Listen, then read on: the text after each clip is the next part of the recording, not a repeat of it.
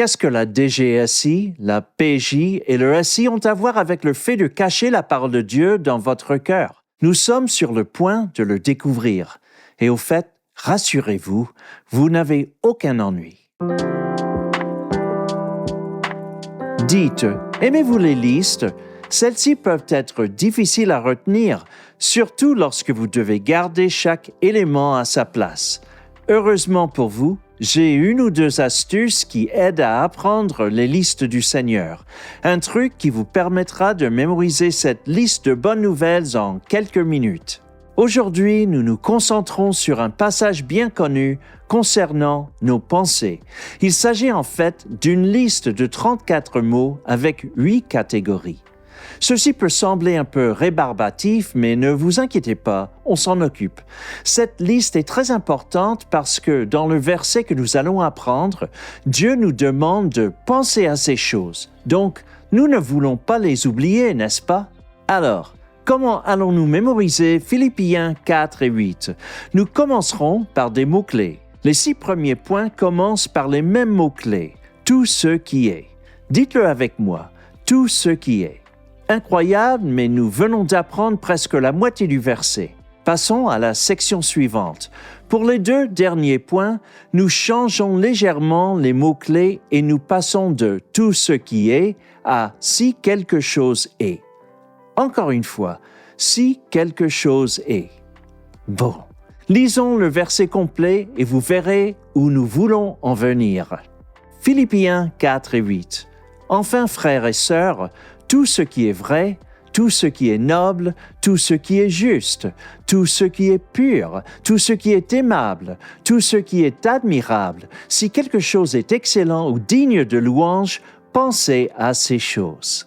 Alors, comment se souvenir des 8 catégories de bonnes choses mises en avant dans le verset? Ce sont des aspects de la vie auxquels Dieu nous encourage à penser. L'astuce, pouvoir créer un acronyme. Un acronyme est simplement une sorte d'abréviation d'un groupe de mots formés à partir de la première lettre de chaque mot. Par exemple, l'AS, Armée secrète, la PJ, Police judiciaire, le DGSI, Direction générale de la sécurité intérieure, le SI, Service des impôts. Oh, oubliez celui-là. Il existe des acronymes de noms d'entreprises qui sont de plus en plus populaires. EDF, LVMH, BHV, KFC, PI. Vous voyez, nous les utilisons de plus en plus dans la communication quotidienne. Les acronymes collent. Ils agissent comme des post-it pour nos cerveaux. Nous allons commencer par en créer 3. Voici le premier. VNJ. Vous connaissez l'exercice? Répétez avec moi. VNJ. VNJ est notre acronyme pour vrai, noble, juste. Rappelez-vous qu'il y a les mêmes mots-clés qui précèdent chacun de ces 3 termes. Tout ce qui est vrai, tout ce qui est noble, tout ce qui est juste. Encore une fois, tout ce qui est vrai, tout ce qui est noble, tout ce qui est juste. VNJ. Bravo! Maintenant, le second acronyme, PAA. Faisons-le ensemble. PAA. Encore une fois. PAA. PAA est l'acronyme de pur, aimable, admirable. Ces mots-clés apparaissent dans notre verset comme ceci. Tout ce qui est pur, tout ce qui est aimable, tout ce qui est admirable. Encore une fois. Tout ce qui est pur, tout ce qui est aimable, tout ce qui est admirable. Donc nous avons 6 fois le groupe tout ce qui est, puis la 7e fois, le modèle change en « si quelque chose est ». Notre 3e et dernier acronyme, EDL. Et non EDF. Répétez après moi. EDL. EDL. Bien. EDL est notre acronyme pour excellent ou digne de louange. OK. Passons en revue les acronymes. VNJ, PAA, EDL. Répétez ce à quoi ils réfèrent avec moi. VNJ, vrai, noble, juste. PAA, pur, aimable, admirable. EDL, excellent, digne de louange. Pour résumer, en schéma Philippiens 4.8, il y a 6 fois tout ce qui est vrai, tout ce qui est noble, tout ce qui est juste. VNJ, tout ce qui est pur, tout ce qui est aimable, tout ce qui est admirable. PAA. Puis nous transitons à si quelque chose est excellent ou digne de louange. EDL. Nous sommes maintenant prêts à réunir l'ensemble du passage.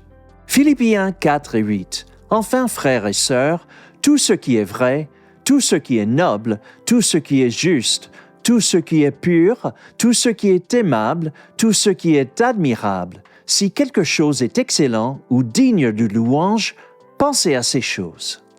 Quels que soient les défis ou les déceptions auxquels nous sommes confrontés, ce verset nous rappelle que nous pouvons toujours trouver quelque chose qui pourra nous réjouir.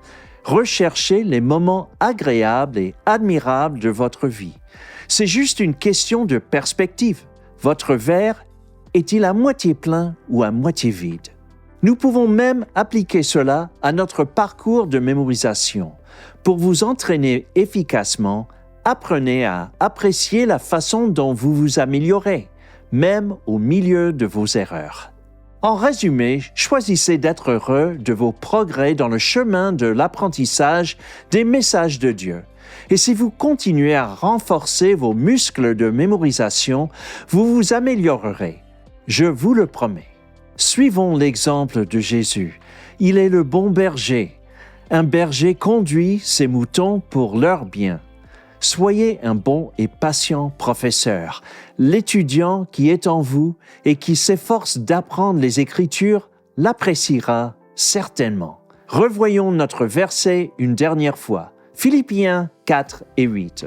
Enfin, frères et sœurs, tout ce qui est vrai, tout ce qui est noble, tout ce qui est juste, tout ce qui est pur, tout ce qui est aimable, tout ce qui est admirable, si quelque chose est excellent ou digne de louange, pensez à ces choses.